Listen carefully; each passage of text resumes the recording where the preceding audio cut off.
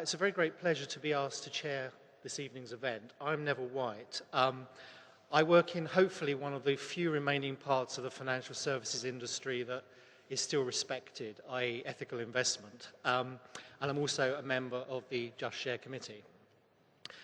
As I'm sure you know, Just Share is a coalition of churches and charities that's committed to global development and social justice through free public debates and lectures within the City of London. It's a space in the city, if you like, where consciences can be safely and intellectually pricked. Please do pick up an events leaflet if you haven't got one. Do think about joining the mailing list, and you can also find us on a growing bevy of social media.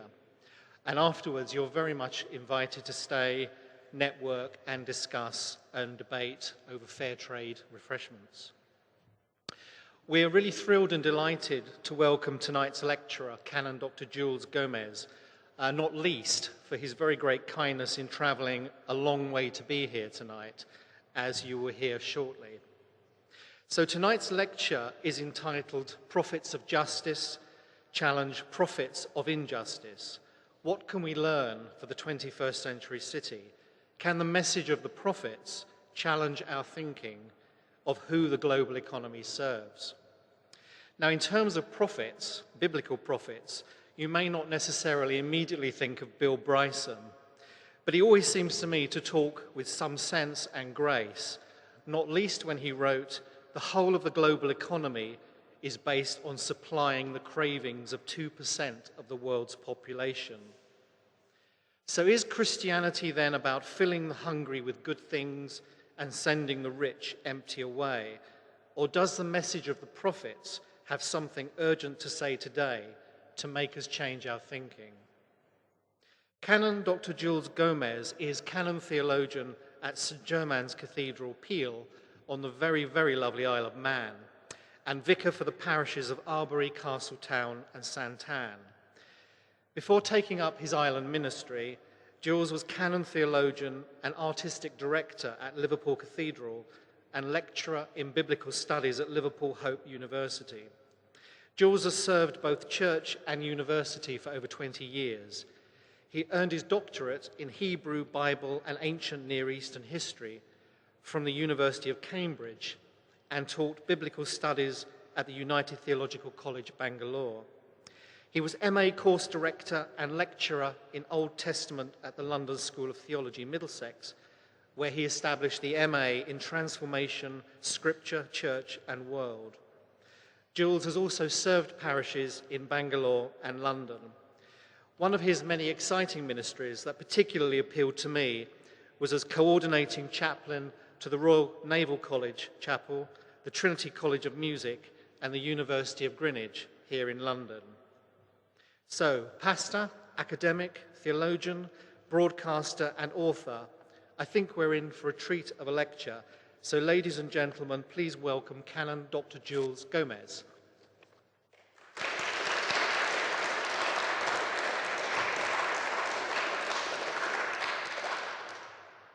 Thank you so much for this kind invitation. It is a privilege to be here and a real treat to come to London, all the way from the Isle of Man.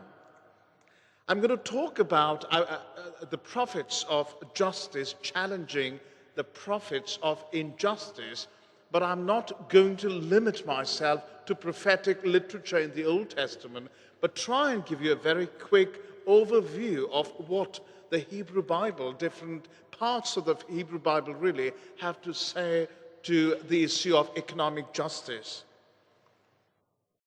We know the global economy is on a roller coaster. Capitalism is getting its comeuppance. The walls of Wall Street have come tumbling down. The big banks have imploded with big bangs. Like Humpty Dumpty, global capitalism has had a great big fall. And all the king's horses and all the king's men, all the US Treasury men and all the US congressmen can't seem to put Humpty Dumpty together again. Financial institutions from the US to the UK are playing pass the parcel with packages of dodgy debt. The splurge now, pay later party is over. The jacuzzi has turned into a whirlpool. Welcome to our brave new economy. It is a brave new economy where the forces of greater good have been substituted for market forces of greater greed. It is a brave new economy where the new religion is what I call the monotheism of the market. Outside the market, there is no salvation. Seated on her throne, in her cathedral of capitalism, the goddess of the market, like the Roman god Janus, reveals to her her two faces. One face beaming on the rich, the other face frowning on the poor. The God of the Bible is the polar opposite of this goddess of the market. He is a God who, in the words of Mary's Magnificat, hath filled the hungry with good things, and the rich he had sent empty away.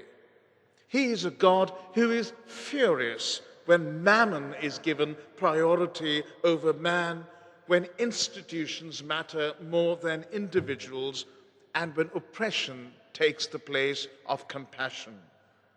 Now, it is a task much too ambitious for anyone to present an overview of economics or economic justice in the Old Testament. I prefer to use the term Hebrew Bible rather than Old Testament, because old gives a sense of, that it's redundant or obsolete. I don't think it is. And some of you, dare I say, may find such an overview facile and simplistic. My area of expertise is in the Old Testament and not in current economic theory or practice. In the latter field, I am a layperson and make no pretense at being an expert. What I will do is go out on a limb and present 4 windows of inquiry in the hope that these windows might shed light on some possibilities of economic thinking that the Hebrew writers have to offer. The first window I open is that of the Torah, the Pentateuch, the first 5 books of the Old Testament.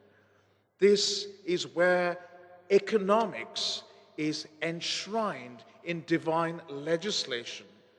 The second window is that of the prophets. The prophets of the Old Testament are well known for expressing outrage against economic injustice, against the economic injustices of their day. The third window is from the Psalms.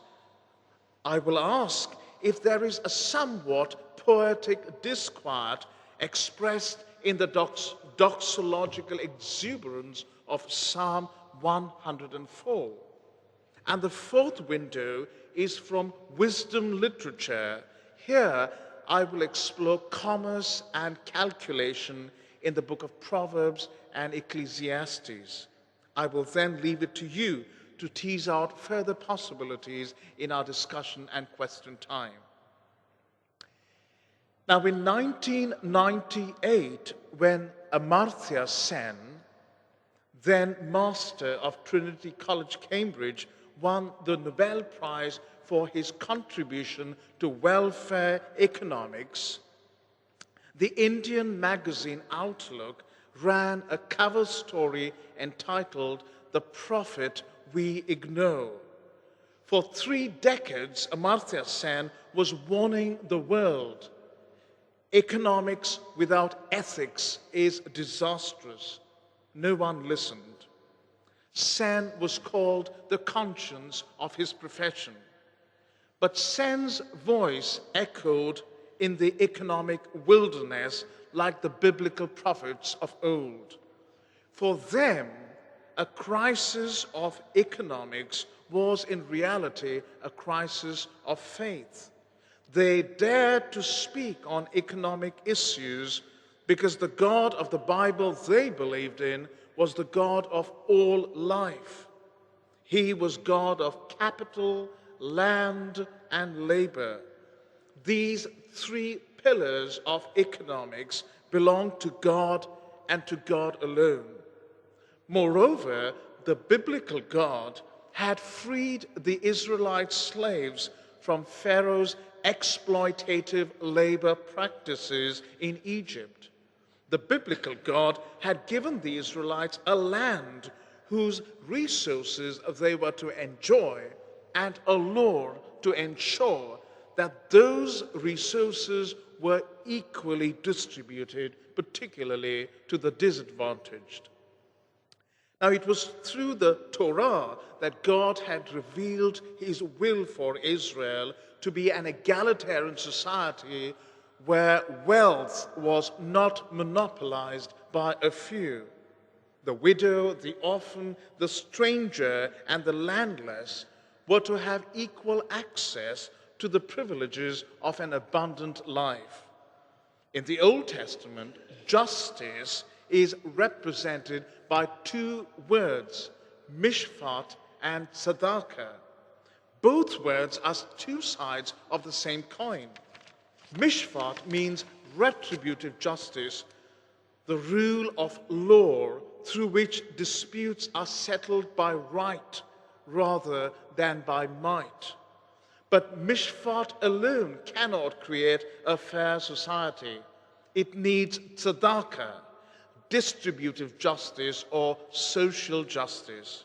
Our English Bible translates these two words as righteousness and justice. They occur as a word pair 52 times in the Old Testament and 31 times in the prophets. Distributing wealth in the Bible is not an act of charity, but an act of social justice. In an agrarian society, there were laws to ensure this early form of what we might call the welfare state. At the end of every 7 years, debts were cancelled. Imagine what happened if we did that today. In the 7th year of service, slaves went free. In the 50th year, the year of Jubilee, ancestral lands repossessed because of debt were returned to their original owners. Charging interest was prohibited within the Israelite community. Tithes in the 3rd and the 6th years were given to the poor, not to the priests, the stranger, the fatherless, and the widow. Not only to the priests. People who harvested their fields and vineyards were expected to leave the gleanings of the corn and grape for the poor. The Sabbath day legislated for compulsory rest for the worker and for the foreigner and for the animals. It disrupted the feverish cycle of production and consumption and redirected Israel's focus back to God. However, when the political structure of Israel changed from a tribal confederacy to a monarchy, the economic structure changed from a subsistence economy to a market economy. Now, a diabolic nexus was fostered between the king and the greedy capitalists. The king created a bureaucracy, built palaces, fought battles, and imposed heavy taxes. As rulers got richer, they forgot their God and led their people into idolatry. Once people began worshipping idols, there was no moral or fiscal accountability. And the theme of idolatry and social injustice in the Old Testament always seems to go together. A good example of a prophet who challenges this unjust economic system is the prophet Amos in the 8th century BC. And very quickly, let me say, that this is the period when Israel seems to be the most prosperous. There is peace, there is free trade, there is political stability. But strangely enough, it is during this period that four of the most important prophets, Isaiah, Amos, Hosea, and Micah, emerge and thunder against the injustices committed by the wealthy. What does Amos say? He says, by unfair business practices, the rich were trampling the needy and ruining the poor of the land. They itched incessantly to do business, says Amos, and could hardly wait for the new moon and the Sabbath to end. They were eager to reopen the market so they could begin business. And for the 24/7 supermarkets and businesses in our brave new economy, may I suggest that the Sabbath has ceased to exist. The Sabbath used to be a cessation from the maddening cycle of production and consumption. There is no longer any period of rest. The merchants of Mammon, Amos tells us, also cheated on weights and measures. They lowered the ephah, raised the shekel, and tampered with the scale. The buyer received too little while paying too much.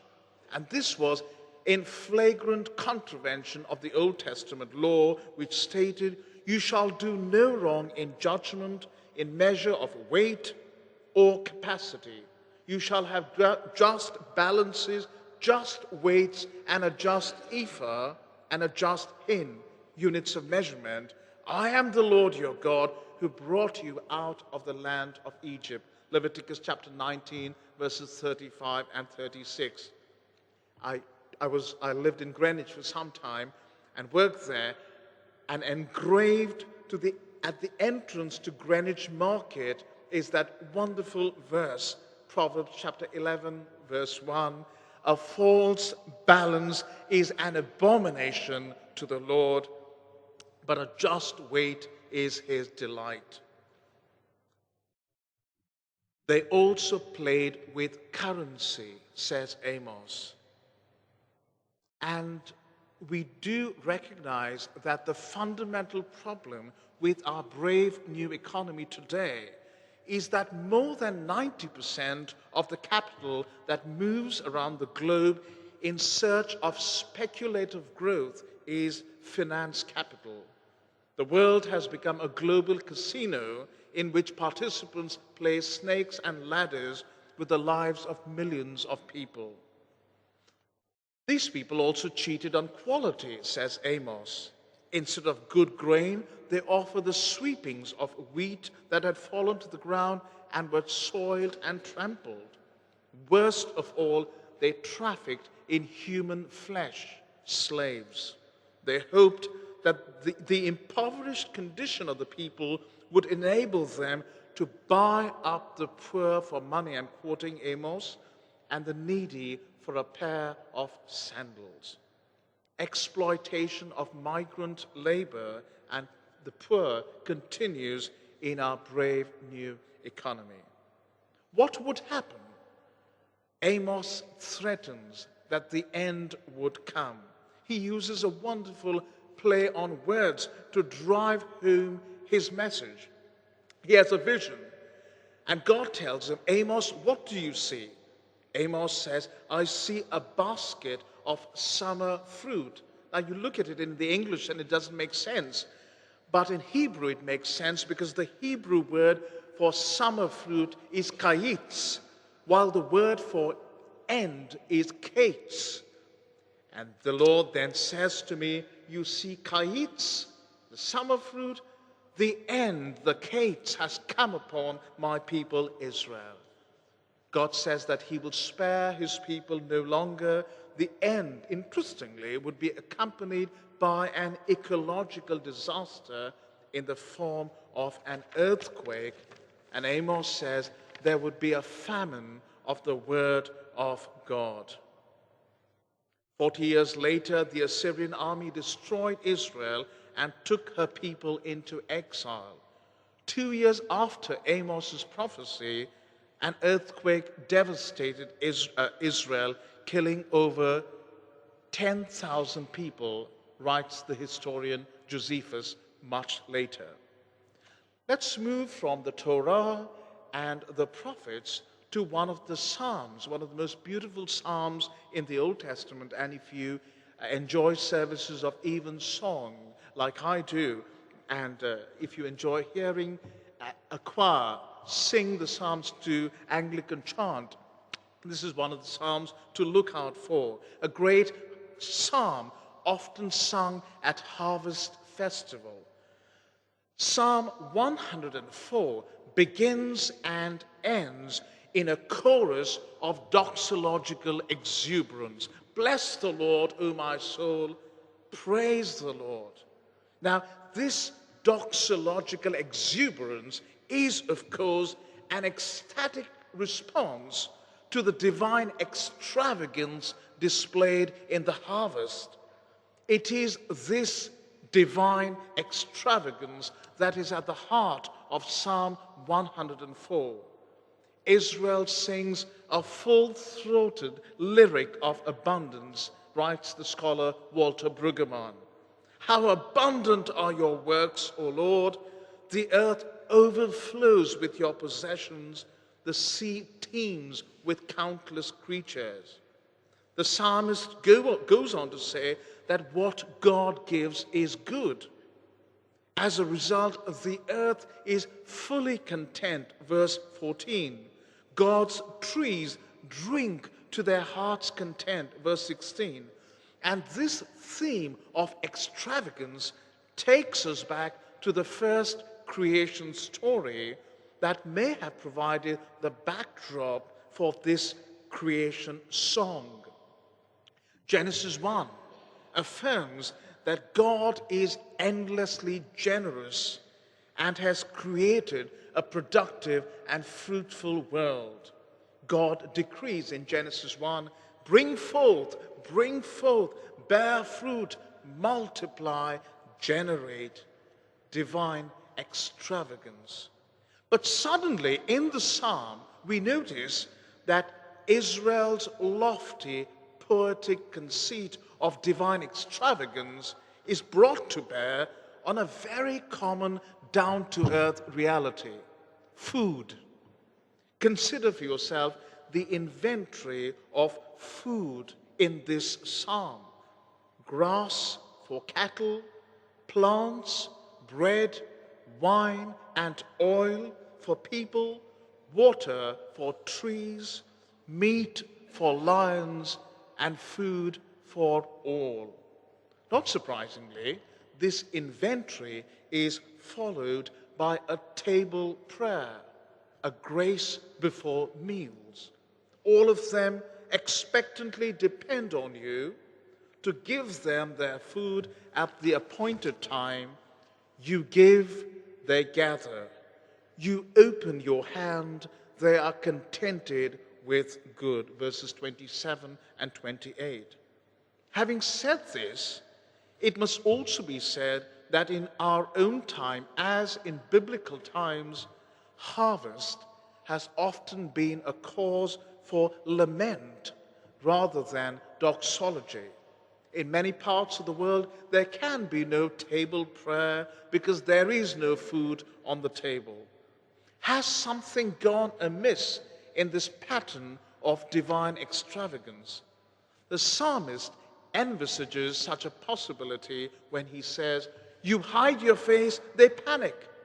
You withdraw your breath, they expire and return to the dust. What has gone wrong? What is going wrong here? Allow me to suggest that a utilitarian myth has undermined the Eucharistic doctrine of divine extravagance. The utilitarian myth is the myth of scarcity. There is not enough, you hear people say. There isn't enough to feed the 800 million people in our world who go hungry every day. But millions elsewhere are desperately trying to lose excess weight or make difficult choices between numerous brands on supermarket shelves. What difficult choices we make, don't we? In 2001, when I went back to India for a brief period of time, a number of tribals died of starvation in a place called Kashipur in Orissa, northeast India. They died of starvation while rats were nibbling away at 60 million tons of grain rotting in granaries in India. What was the problem? Vandana Shiva, India's leading eco-feminist, says this. She says, Kashipur was gifted with abundance of nature. Starvation does not belong here. Why did people starve to death? The starvation deaths were a result of the World Bank structural adjustment programs, which compelled the Indian government to dismantle the public distribution system that was offering food to the poor at subsidized rates. 36 million Americans go hungry every day in the United States, the richest nation on earth and the world's #1 food exporter. Of course, there is enough. Paradoxically, although food production has outstripped population growth, global hunger persists because market forces and politics, not human need, shape food distribution. We now have more food per person available on this planet than ever before in human history. Indeed, one of the gravest problems faced by the world's farmers is overproduction, which results in low farm prices. The problem is not with production, but with policies that move food around the globe, not in response to human need, but rather in response to money. Do you need genetically modified food to increase production, or do you need a socially modified conscience and economic policies to make sure everybody gets the food? You need generous people imitating a generous God. You also need to subvert the corporate monopoly of the Old Testament Pharaoh, for whom famine is an opportunity to turn food into an instrument of state policy and foreign policy. That Old Testament Pharaoh, the Egyptian Pharaoh, exploits hungry people, turning them into dead slaves and laborers on his building projects. Pharaoh is a superpower who lives on in the money economy driven by corporate power and matched by military might. The harvest is often plenty, but the monopoly over the harvest is also great. We now turn to the fourth window of the Hebrew Bible, wisdom literature. You may find this a surprising choice because the wisdom books of Proverbs, Ecclesiastes, and Job were associated with the wealthy upper classes, the rulers, and the civil service. It is King Solomon who is associated with many of the Proverbs, but more explicitly named as the alleged author of Ecclesiastes. He's not the author, but he's named as such. Now, the central theme of biblical wisdom literature and secular wisdom literature is success in life. This success is achieved by making the right choices. Similarly, the market is all about success. But this success is achieved not only by making the right choices, but also by attempting to control and manipulate the future. Recent crises, however, have shocked us into recognizing that the future is basically out of our control. We lack the power and understanding to make things happen exactly as we want them to happen. Despite our most elaborate planning, the future remains future. The element of risk remains, or the future would no longer be future, writes a scholar. Now, wisdom literature helps address the paradox between optimism and pessimism about the future. On the one hand, it is the Lord's blessing that brings wealth, and no effort can substitute for it, claims a proverb, Proverbs 10, verse 11. And this is a message that scholars have dated to the 10th century BC, a period of great prosperity. However, by the turn of the millennium, the author, Jesus ben Sira, is voicing caution about wealth. He writes, "A child or a city will preserve one's name, but better than either is attaining wisdom. Gold and silver make one's way secure, but better than that, sound judgment. Wealth and vigor build up confidence, but better than either, fear of God." And suddenly we hear a loud disclaimer from the preacher or teacher, Koheleth, the Hebrew word for the author who's written this book, the preacher. He writes, "Vanity of vanities, all is vanity." He goes on, "What profit has man from all the labor which he toils at under the sun?" The future is out of our hands. There is a time to be born and a time to die. We do not and cannot control the future. The future is elusive. Success is elusive. With poignant eloquence, Koheleth expresses his disappointment about wealth. At death, one must leave wealth behind, he writes. As for the fruits of my labor, I must leave them to a person who is to come after me. And who knows if that one will be a wise person or a fool. But even during one's life, riches remain a fragile possession. This is a grievous evil which I have seen under the sun, he writes. Riches kept by their owner to his hurt. Should the riches be lost through some misfortune? Now, many commentators, particularly in recent times, have noted the commercial character of Koheleth's thought and language.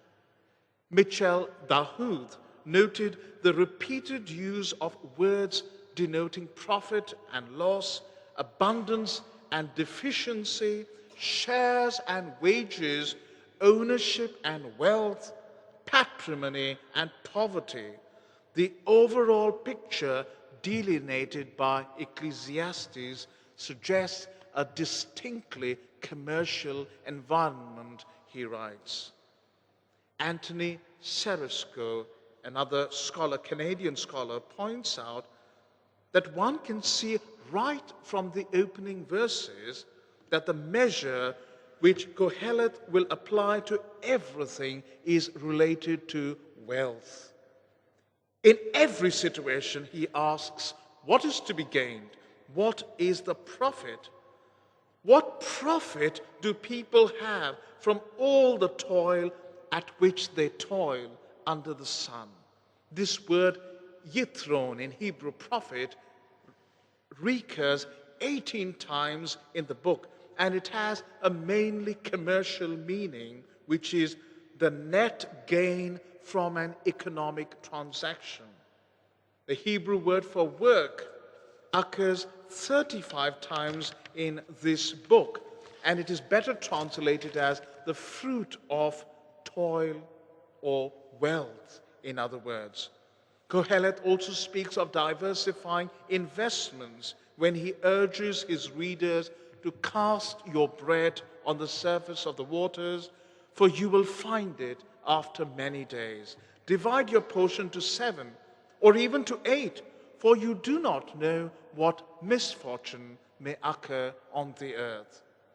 In other words, calculate carefully if you want to control the future and be secure. He uses the mathematical vocabulary of commerce and calculation to increase, add to subtract, sum total, deficit, loss, etc., etc. Now listen to this very carefully. Kohelet's thinking is basically calculative here, and the backdrop for this commercial activity is supposed to be the Ptolemaic period.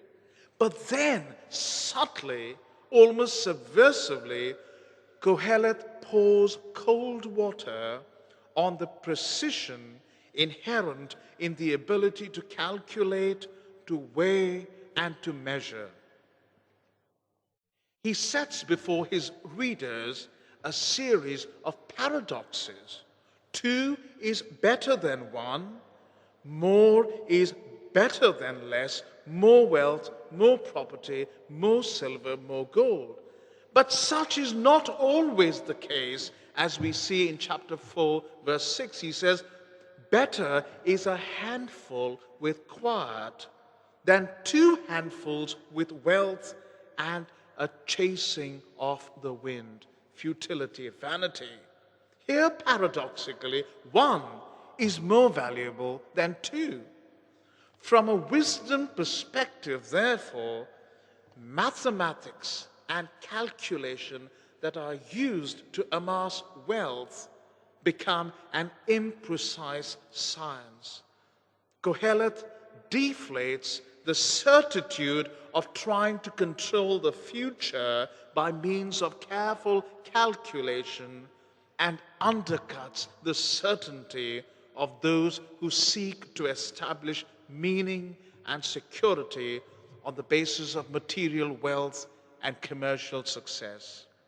Several times he laments human ignorance about the future. There is a time and a judgment for everything, yet it is a great affliction for man, for he is ignorant of what is to come. Success appears more as a matter of blind chance than of any divine plan.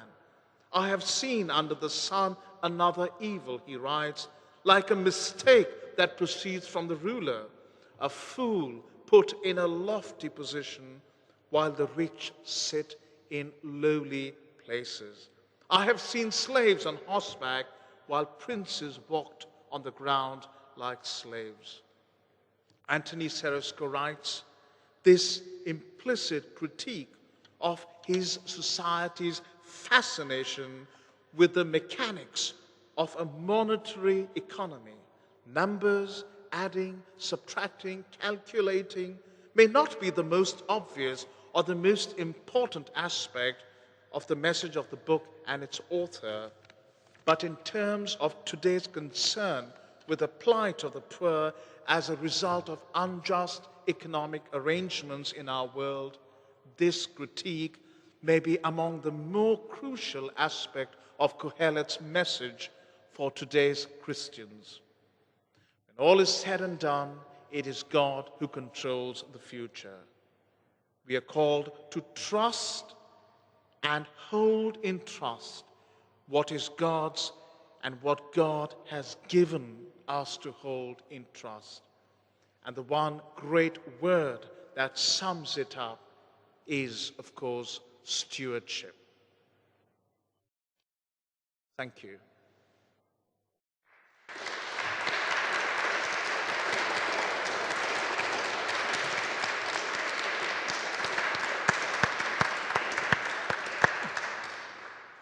Thank you, Jules. You've given us a really rich prophetic reflection linking biblical anger with today's injustices. And as we would like now, as you usually do, to open up to debate and discussion. I think there's a lot there to think about. If you could wait for the roving mic to come round. But would anybody have a question to open up the debate? Gentleman there.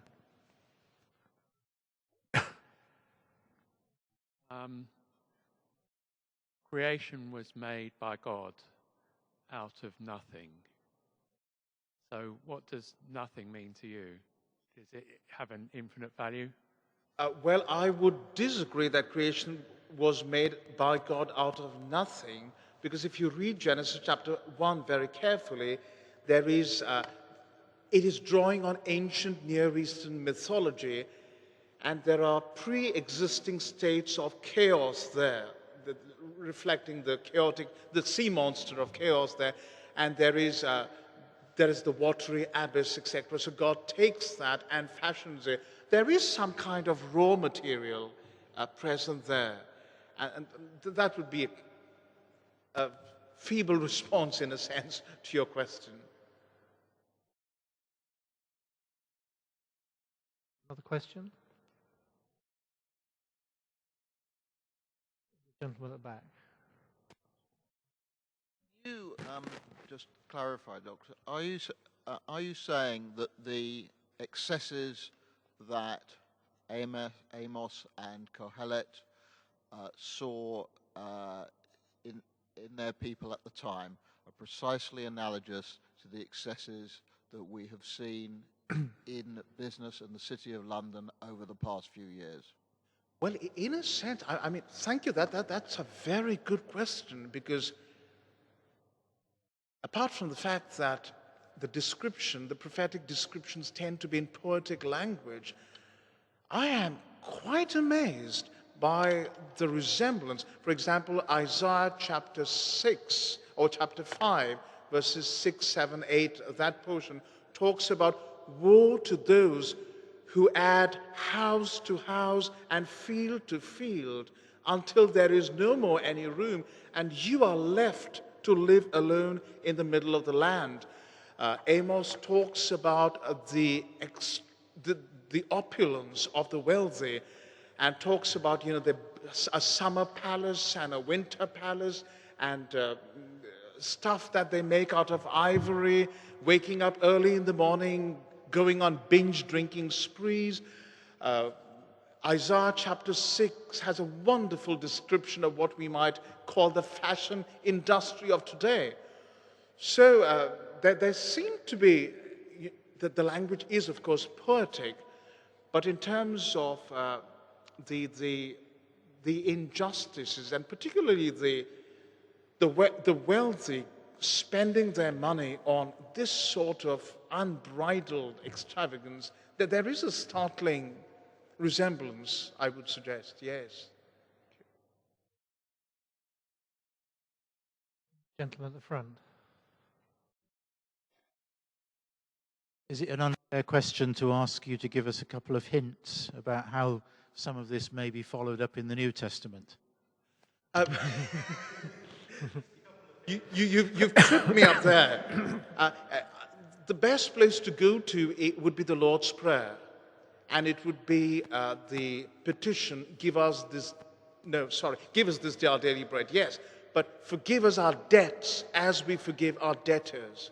Now what has happened is, the Greek says debts, and the language surrounding the Lord's Prayer, both in Matthew's Gospel and in Luke's Gospel, is clearly one of economics. But somehow we've turned that to forgive us our sins as we forgive those who sin against us.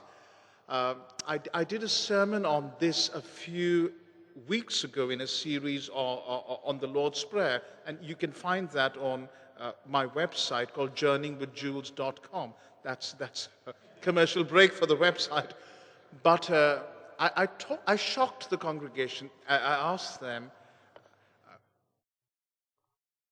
what's a greater sin? Incest? Do you think incest is a sin? He said, yes. And then I said, do you think taking interest is wrong? And half the congregation said yes, and half the congregation said no. And I quoted from Ezekiel, who rails against incest and interest in the same breath. And obviously, it's immensely complex, and I'm not sure how you would apply that to today's world. But I then tease that into what Jesus is talking about, because Jesus is talking about this whole, the whole business of Jubilee and setting people who owe money, who are in debt free, etc., etc. And he brings that in this great petition, forgive us our debts as we forgive our debtors. Now, the New Testament has 1 out of every 16 verses in the New Testament deals with the poor or the subject of money. In the Gospel of Luke, it is 1 in 7 verses. And I'm not a New Testament scholar, so I can't elaborate on that, but I would suggest quite strongly, forgive us our debts.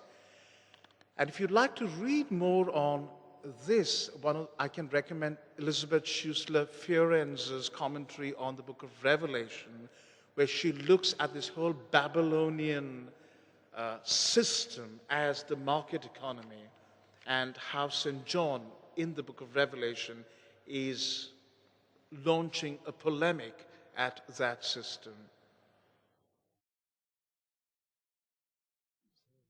Gentleman over there. And then there's a gentleman in the back row.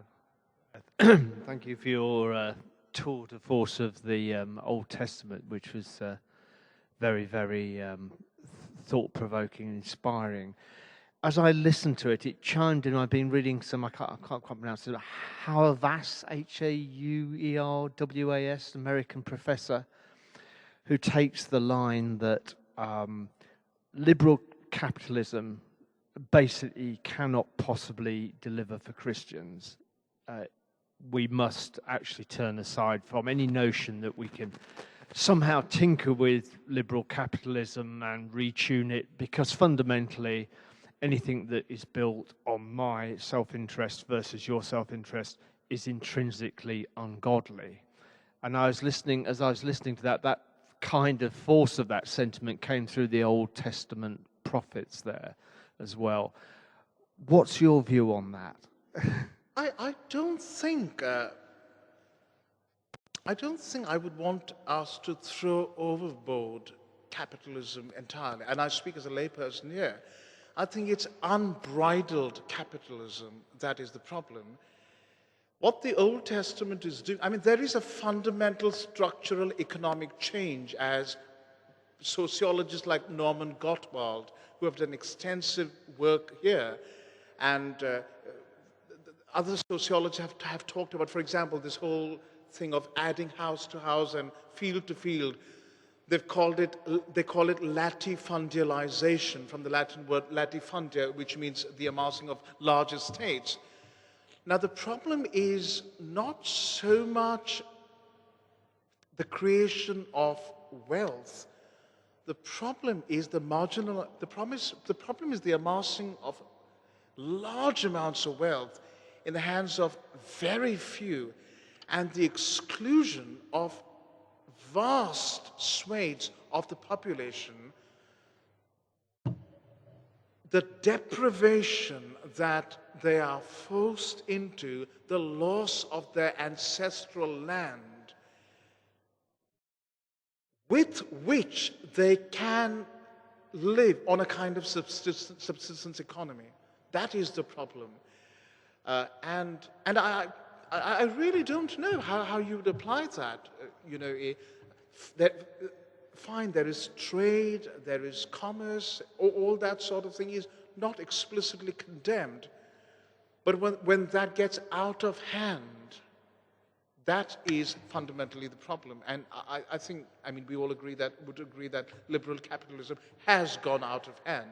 Because could we bring Amartya Sen back into this debate, I'm wondering, because he would again talk about economics without ethics is disastrous. And I think we've moved away from a kind of ethical setting where the Christian ethical foundation was taken for granted. In the city, for example, you could do a deal on a handshake, your word was your bond. And we've lost that over the last 30 or 40 years. There is, in a postmodern world, there doesn't seem to be any ethical framework that will hold us together. And so basically anything goes. It's all right as long as I can make money. Coming from India, I'm wondering if some of that background might throw some light here. There is, in the Indian worldview, you do not commit sin in terms, there is no definition of sin in terms of right or wrong. Sin is avidya, the Sanskrit word, ignorance of the fact that you are God. Right and wrong depends on which caste group you belong to. So if you are you belong to the caste group of traders, your job is to make money. That is the only ethics. You can cheat on measures and weights. In fact, my mother had a weighing machine at home. And when we bought things from the local grocer, or grocers, we would weigh it at home to make sure that we were not cheated. Because you could almost take it for granted that you're going to be cheated or something is going to be adulterated. Now, if you were to confront that person and tell him, what you're doing is wrong, and we have done this, the person genuinely cannot understand why you are upset. Because the person has no ethical framework to deal with right and wrong. And I suspect that the same kind of murky thinking has invaded our society today. The gentleman had a question at the back. Yeah, I guess I thought I heard you juxtapose a cooperative economy and a market economy when you were commenting in the earlier, I think it was the Torah. And I guess it strikes me that there are many places in the world where cooperative economics operates, but it's at a very local and a regional level. So that when you go to a globally integrated financial system, a market economy in some ways has to set a price for palm oil in Indonesia that's going to be used in Sweden. So it's not just that there are certain values and there are certain positive features in each of those that in a particularly modern global economy have to be accounted for. And so I guess the part that I didn't quite follow after that was then you were juxtaposing the rich or the wealthy and the poor. So was I to conclude from that the market economy had allowed people to accumulate great amounts of wealth and left also poor? Yes, in the Old Testament shift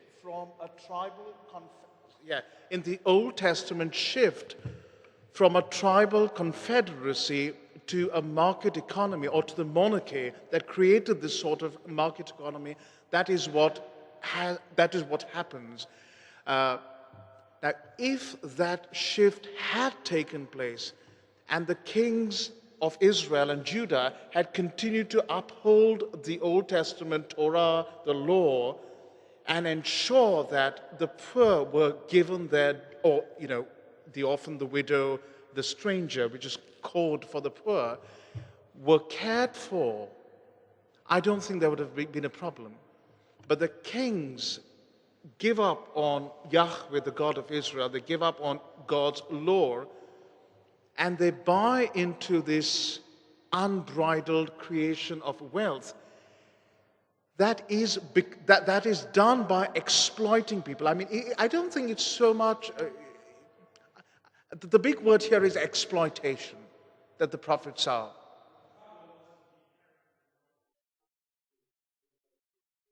Yes, the market economy being used exploitatively to the almost to the entire rejection of Old Testament law. Because if there was a market economy, for example, and the Jubilee was followed, the 7-year Sabbath was followed, things would come back to normal. And the poor would not be sold as into debt slavery, for example. So, yes. Our time is up, but it would be impolite not to ask if somebody has one final burning question. And the catting. All the questioners have been male. Do any of our ladies have a question? If not, then, gentlemen, you have the final question. You said a lot about the distribution of wealth, and I'm sure that that's what Scripture says about it. What about the creation of wealth? Would you see that reflecting the creativity of God or more connected to the fall? That's a very good question. Thank you. I would bring the gentleman's question about God creating out of nothing. Now, although God does not create out of nothing in Genesis chapter 1, later theologians talked about God creating ex nihilo, out of nothing. Now, that is something only God can do, create by the sheer power of His Word. As human beings created in God's image and likeness, we reflect that creative capacity of God. We are called to be collaborators with God in creation. Now, therefore, creating wealth is biblically legitimate. I think where the problem is, and this is what some theologians have argued, the problem is when human beings are attempting to create out of nothing and become like God. And there are some fascinating studies done on the relationship between speculative wealth, in a sense, which is basically gambling, and God creating out of nothing. And the critique of these writers has been that only God can create out of nothing. But here in our modern speculative economy, as I said, 90% of the wealth that moves around the globe is trying to create something out of nothing, rather than making this, fashioning this, cooperating with God as co-creator, and then selling this, and therefore making wealth out of something rather than out of nothing. Jules, thank you very much indeed. I hope everybody feels that we've been given a really rich lecture to think and reflect on tonight. And at the very least, going back to those biblical prophets and reading them anew in the light of the problems that we have today. I think it's important to remember that if you read the City Pages, there is a kind of thinking that economics is a pure science that is somehow disconnected from society. And economics is an imperfect human science. And your point about economics without ethics is a catastrophe, I think we should all take away and lead in our daily lives. So thank you very much for your lecture tonight. Please join me in thanking Jules.